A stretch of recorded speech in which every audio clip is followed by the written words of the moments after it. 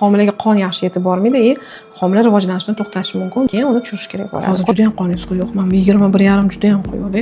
Bu bitta sizni boshingizni olishga emas, homilaga ham kerak. Ertaga mana shu qon quyuqligidan ham neyrozivoyash bo'lib qolishi mumkin. Shuning uchun men bitta sizga deb yozib bermayman bu narsani. Ertaga o'zingizga ham kerakda.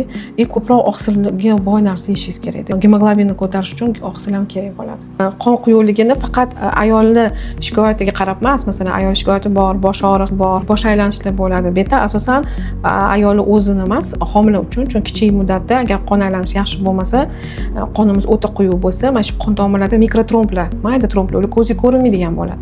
Paydo bo'ladi. Shuning hisobiga homilaga qon yaxshi yetib bormaydi, homila rivojlanishni to'xtatishi mumkin. Buni nomi neyrozivoyash beremiz yoki rivojlanmagan homiladorlik deydi. Bu nima bo'ladi? Keyin uni tushirish kerak bo'ladi. Katta muddatlarda ham ta'sir bor. Unda homila o'sishdan to'xtaydi, suv kamayishi bo'lishi mumkin, keyinchalik qon aylanishi buzilishlari bo'ladi. Bu ham ertaga asorat berishi mumkin. O'shaning uchun ham ayol ham bola uchun qon aylanish juda muhim.